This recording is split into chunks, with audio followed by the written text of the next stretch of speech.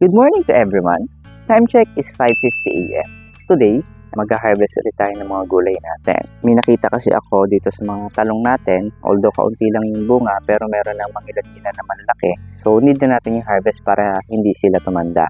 And then, sa sitaw, meron din ako nakita na pwede ng harvest, mahaba na. So, tara, mag-start na tayo para matapos din tayo agad. Okay, tara.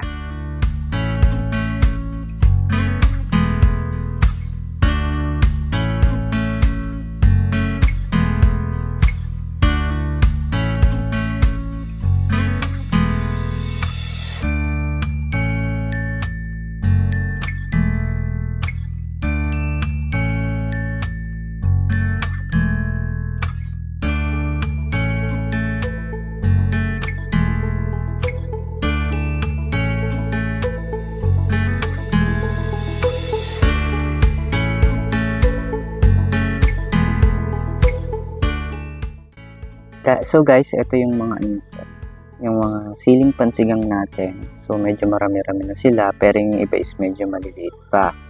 2 days pa bago natin siya i-harvest. So meron akong 3 puno dito na maraming bunga lahat. So yan yung pinakamalaking puno, yan yung una. Yan yung pangalawa is nandito. So marami rin yung mga bunga. Then yung pangatlo, medyo maliit lang yung pangatlo. So skip muna tayo dito sa mga siling pansigang, pero malalago sila. Yan, dami.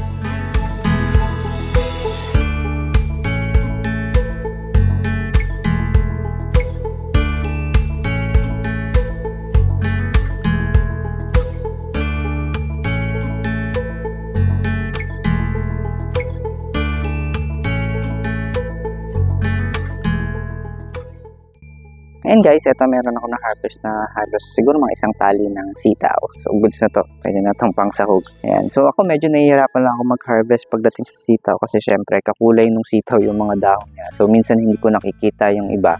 Matatanda na pala. Yun guys, so ito yung naging harvest natin today. Talong at saka sitaw. So talong, siguro mga 1.5 to 2 kilos lang yung na-harvest ko sa talong. Okay.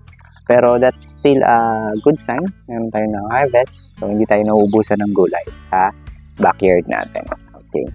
Yeah. Then, pakita ko lang din. Ito kasing sitaw namin. In-extend na namin ni Tatay Tibut. Nagtong part na to lalagyan namin ng mga net din na ganito. Nagtanim na siya. So, ayan, tumutubo na yung mga buto. So, yung mga tinanim ni Tatay Tibut. Yan, hanggang dun yung sa dulo. Meron, I think mga 4 days pa lang pero meron ng tumubo. So, yung pagtatanim nito is direct lang naman. Syempre, gagawa natin siya ng gapangan yung pinakabalag. So guys, yun lang naman yung naging updates natin for today. Sana nag-enjoy kayo dun sa mga pag-harvest ulit natin kahit kaunti lang yung nakuha natin. Etong backyard planting is pwede nyo rin gawin sa bakuran nyo. So kahit kaunting lupa meron kayo. So pwede kayong magtanim. So kung wala man, pwede rin naman yung mga containers. So madali. So pwede kayong magtanim para magkaroon kayo ng kaunting gulay. So kung hilig nyo rin magtanim, pwede nyo gawin sa bahay. So yun lang. Yung update natin for today guys. So sana nag-enjoy kayo sa vlog. Until next time ulit. Thank you!